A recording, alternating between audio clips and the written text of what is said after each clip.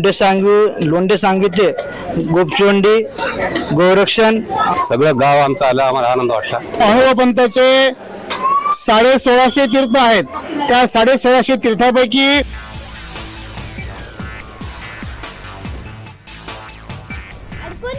CM24 live news पाहण्यासाठी like व subscribe करून बेल आयकॉन दाबा। CM24 लाईव्ह न्यूज मध्ये आपलं स्वागत आहे। पाहूया आजच्या काही ठळक घडामोडी। नांदेडकरांसाठी आनंदाची बातमी। तर ज्याला मूल होत नाही अशांसाठी खुशखबर। मूल न होणाऱ्यास आशा, बाळ होण्याची सुवर्ण संधी। तर मग उशीर कशाला करताय, आजच संपर्क करा। डॉक्टर सौ मेघश्री देशमुख कहाळेकर यांच्या शुश्रूषा हॉस्पिटल एक्सी and test tube baby centre, Chikhalwadi corner, Nanded. नमस्कार, मी डॉक्टर मेघश्री गिरीश देशमुख, शुश्रूषा हॉस्पिटल एक्सी test tube baby centre, Chikhalwadi corner, Nanded इथून आम्ही इथे 29-30 डिसेंबरला 10 ते 5 मध्ये स्त्री व पुरुष वंध्यत्व निवारण शिबिर करत आहोत। संपर्क साधण्यासाठी 02462 238 558 किंवा 9422874949 या नंबरवर तुम्ही नाव नोंदवू शकता। कोणासाठी तर स्त्रियांसाठी, म्हणजे ज्यांच्या नळ्या बंद आहेत, ज्यांना गर्भपिशवीचे गाठी आहेत, फायब्रॉइड आहे, एंडोमेट्रियोसिसचा आजार आहे, पीसीओडीचा आजार आहे आणि ज्यांचं वय पाळी गेली आहे, 50च्या आत वय आहे, अशा स्त्रियांसाठी। तसंच पुरुषांना ज्यांचे शुक्राणू नाही आहेत, 0 आहेत, कमी आहेत किंवा मेलेले आहेत, किंवा शुक्राणू नॉर्मल असताना पण बाळ होत नाहीये, अशा पुरुषांनी पण याचा अलभ्य लाभ घ्यावा।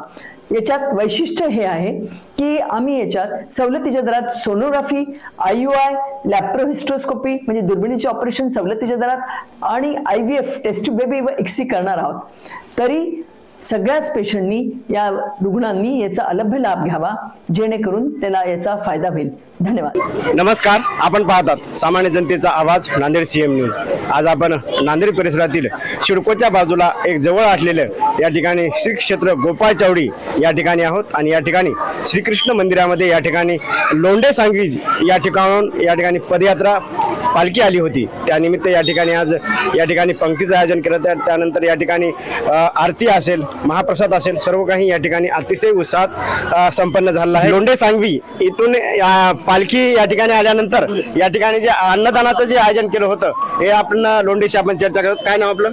माझे भाऊ छोटे एकनाथ दत्तराम लोंढे यांनी हे सगळा प्रोग्राम केला आणि माझे 2 पुत्र बालाजी आणि तिरुपती या सगळ्याच्या लक्षात बसल्याने हे कार्यक्रमाला त्यांनी सुरुवात केली।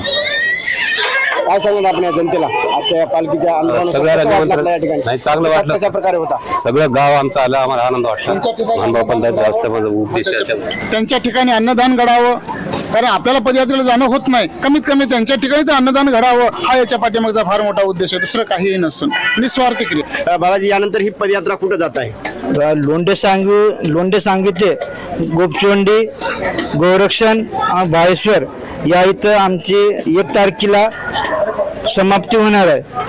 तरी एवढं सांगून धन्यवाद, दंडवत प्रणाम। बाबाजी काय सांगणार तुम्ही?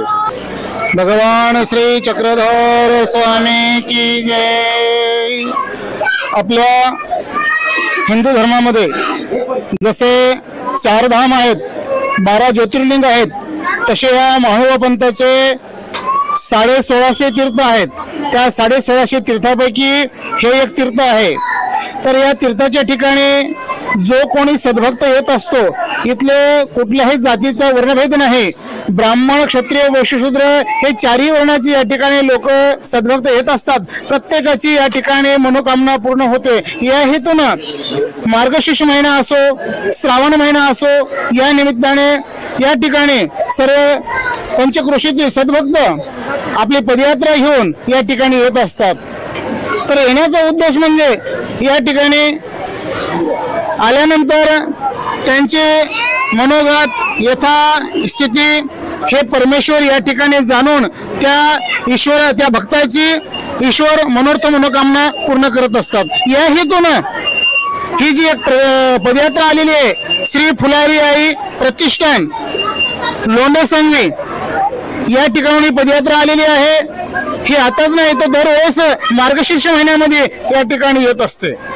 त्यांचा उद्देश हाच की आपल्यालाही देवधर्म घडावा आणि आपल्या परिवारालाही, आपल्या गावातील पंचक्रोशीत सद्भक्तांनाही देवधर्म घडावा हा याच्या पाठीमागचा उद्देश आणि नंतर हेच नव्हे तर आपल्या या नांदेड जिल्ह्यामध्ये 5 ठिकाणी 6 ठिकाणी सर्वज्ञ श्री चक्रधर स्वामीचे तीर्थक्षेत्र आहेत. त्यापैकी श्री क्षेत्र गोपचोंडी या ठिकाणाहून श्री क्षेत्र भाळेश्वर म्हणजे आपल्या जुन्या पुलाजवळ आणि तदनंतर ज्या ठिकाणी सर्वज्ञ श्री चक्रधर स्वामींनी साक्षात गायी चारलेल्या आहेत, गायींना चारवलेलं आहे, गायींना पाणी पाजवलेलं आहे, असं ते गोरक्षण स्थान. जसं द्वापार युगामध्ये श्रीकृष्ण महाराजांनी गायी चारवत होते, गोकुळ वृंदावन मथुरामध्ये जाऊन त्या गोपियांचं रक्षण करत असायचे, तसे हे सर्वज्ञ श्री चक्रधर स्वामी कलियुगामध्ये या भक्तांचं रक्षण करतात. या हेतून पंचकोशी सद्भक्त या ठिकाणी येऊन आपली यथास्थिती मनोगत देवाला सांगून या भक्तांची मनोकामना सर्वज्ञ श्री चक्रधर स्वामी श्री दत्तात्रय महाराज हे यांची पूर्ण करत असतात. या ठिकाणी आपण हे भक्त आलेले आहेत. या ठिकाणी पाठीमागच्या साईडला हे मंदिराच्या नंतर पाठीमागे ती विहीर आहे, त्या विहिरीचं काय आहे त्याचं? या ठिकाणी सर्वज्ञ श्री चक्रधर स्वामी आल्यानंतर हा पूर्वार्धाचा काळ होता, एकांताचा काळ होता. तर या ठिकाणी सर्वज्ञ श्री चक्रधर स्वामी सकाळची वेळ होती. या ठिकाणी पूर्वीच्या काळात गाव नव्हतं, गाव हे येथून कमीत कमी 1-1.5 किलोमीटर अंतरावर होते. तर या ठिकाणी सर्वज्ञ श्री चक्रधर स्वामी विहिरीच्या काठावर येऊन बसलेले आहेत. बसल्यानंतर गावातील मुलं गायींना पाणी पाजवण्यासाठी या विहिरीवर येत असायचे. आल्यानंतर गायीला पाणी पाजायचं आणि तदनंतर विहिरीमध्ये उड्या मारायच्या. उड्या मारायच्या म्हणजे कशासाठी? पोहण्यासाठी. असा मुलांचा नित्यक्रम होता. सर्वज्ञ श्री चक्रधर स्वामी या ठिकाणी येऊन बसलेले आहेत.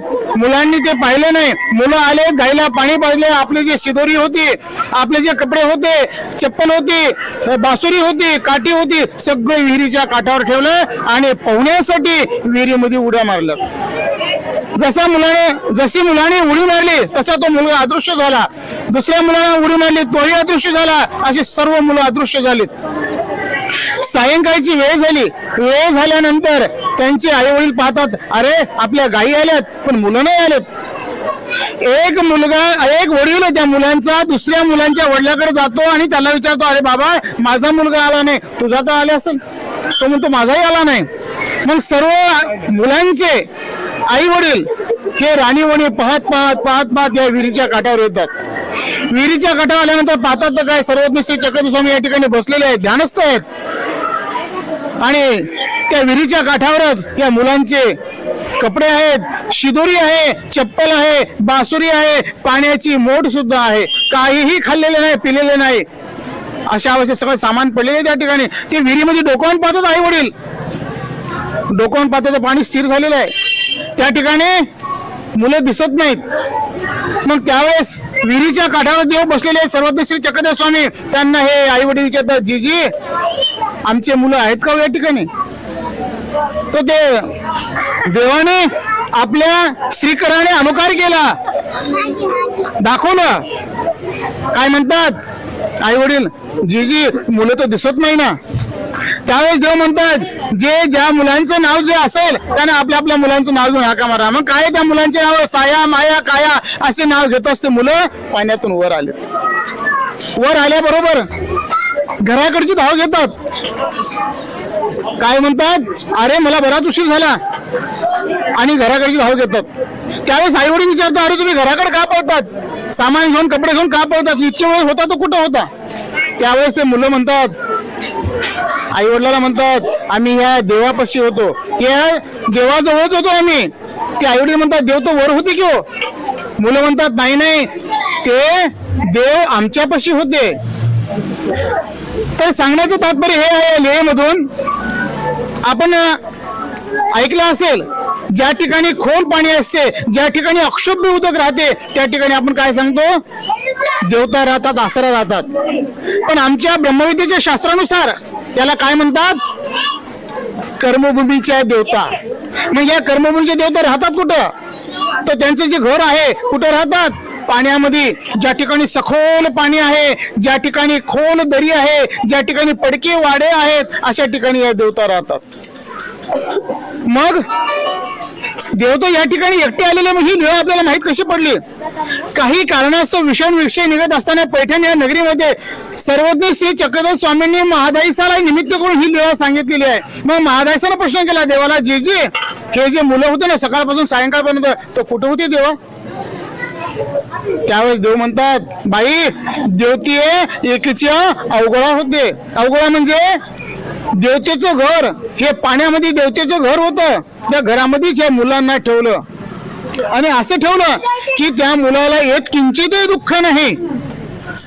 आणि आपली मूर्त, विज्ञानाची मूर्त त्या मुलांजवळ ठेवलेली आहे. देव तर वर बसलेले आहेत, देव वर बसलेले आहेत, पण त्या मुलापाशीही आहेत. म्हणजे सांगण्याचं तात्पर्य, या ठिकाणी ज्या मुलावर जे संकट आलेलं होतं, त्या देवता त्या जीवाला नेत होत्या, देवानं त्या जीवाला या ठिकाणी वाचवलेलं. ही एवढी मोठी या ठिकाणची अद्भुत लीळा आहे. म्हणून या गावाचं जे नाव आहे गोपचोंडी, गोप म्हणजे मुलं, चोंडी म्हणजे ज्या ठिकाणी मोठ बुडेल एवढा खड्डा, त्याला गोपचोंडी असे म्हणतात. या हेतून आपल्या प्रपंचिक सद्भक्तांना, प्रपंच कुठल्याही जीवांना कुठलंही संकट येऊ, या ठिकाणी त्या प्रत्येक संकटाचं निवारण होते, अशी या स्थानाची महिमा आहे.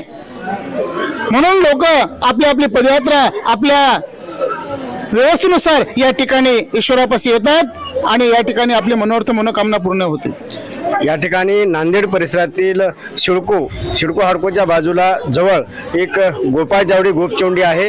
त्या ठिकाणी आपण या ठिकाणी आहोत. या ठिकाणी आपण म्हणतानी आता सांगितलं या ठिकाणी गोपाळ जावडीचं महत्त्व काय आहे. आजकाल या तरुण पिढीमध्ये आपण देवदेवतांचं महत्त्व कमी करत आहोत, परंतु या ठिकाणी कमी न करता या ठिकाणी कशा प्रकारे आपले पूर्वज होते त्यानंतर त्यांचे देखील आपण जे आहे ते अंगीकृत करायला पाहिजे. आणि या ठिकाणी आपण पाहिलात गोपाळ जावडी परिसरामध्ये किती मोठा इतिहास आहे. या ठिकाणी एक पूर्वज कशा प्रकारे होते, कशा प्रकारे या ठिकाणी देव घडले.